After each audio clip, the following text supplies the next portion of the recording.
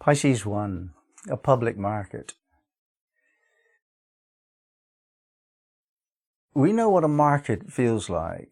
We've been to the outdoor market where there's food on display. We've been in supermarkets. It's a very similar atmosphere. In a market, most people are concerned with mercury level communications. How much is that? Do you have any of this, please? Where can I find that? Very simple questions. We're not interested in expressing our feelings or learning about somebody else's feelings, particularly. We're interested in whether or not what we have and what you have can be exchanged, because both of us gain from the exchange. So Pisces 1 really is about healthy exchange. And it forms the foundation principle of society. It is fundamental to society that we exchange our surpluses. Go back to the time of the hunter-gatherer. They would have tribes with whom they would have skirmishes and conflict.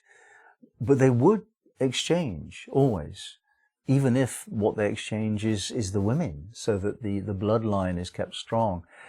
But when you actually develop surpluses of one kind and your enemy develop surpluses of another kind, it makes a good sense to find a way to both benefit from the exchange.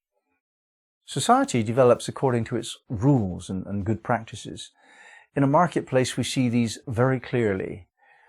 There are rules to prevent us from cheating and being cheated.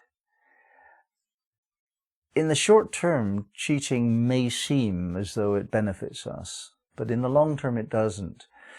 The operation of balance occurs within some cosmic sense. People see this as karma, which is quite a reasonable idea. It's just that karma includes the need to sort of die before you actually work it out. But I think there's a lifetime of balancing to go through as well. In other words, if you are a cheat, then you will be cheated. There's something about your atmosphere that changes when you're dishonest, that some people can smell, they can read. And if you're dishonest, you're more likely to get caught up by another dishonest person. But if you're straight, you always pay your bills, you pay a fair price, and you make sure that you don't get cheated yourself, then something in you develops, an atmosphere of integrity.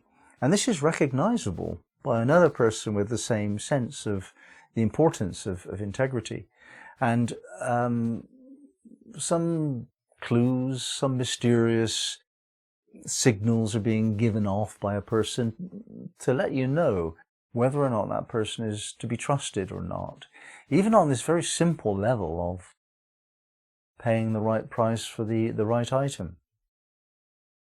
Society's values are created in order for us to develop a sense of security and stability within our community. And also, another community, we have values, principles by which we interact with other communities in order to reduce the risk of conflict. That's what it's for, and to give us all a sense of additional security. This began long ago when the hunter-gatherer started to trade with their tribe, because it was rough before then. Constant danger of death is no way to live. It's necessary for us to keep in place these rules of engagement, as it were, to avoid more serious levels of conflict. This is understood really clearly in the Hindu tradition, where the old warrior caste in the caste system of Hinduism has evolved now, and they became the business class. So we can see the similarity here of where in the olden days you would fight with knives and weapons and so on, swords, and in the modern era you're fighting with money. So when you're in the marketplace, you are in harm's way to some small extent, unless you're protected by these rules of engagement, the society's rules. So when we look at the highest interpretation of this degree, we find that there's a very deep mystery, is that energy cannot be destroyed or created. It can only ever be exchanged. This is high-level physics in a way. We cannot destroy energy. It can only be transmuted. This is what Einstein was saying. That's what E equals mc squared means, that energy is moved into matter. Matter is moved into energy, but you can't destroy it. It just got nowhere to go. And when you take this on the level of personality, you will find that who you are and what you are will always find its expression fairly and squarely in the marketplace. You'll find your balanced position. You'll get what you deserve. You'll have to give what is required of you. It's the order of life, and there's no getting around it. Despite the strategies of so many people, they think they can get out of this equation of fair exchange. It's not possible. In the long term, there will always be a reckoning.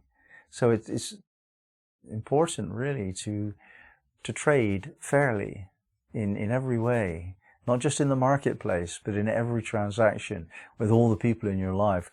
Trade fairly. Give attention as much as you receive it. Give your consideration as much as you receive it. Everything that comes to you, make sure you do something to balance the books. Not for any sense of morality, but for the sense of that's the right thing to do. And if you don't do the right thing, there will be some element of your life which will pay a price that you'd rather not pay.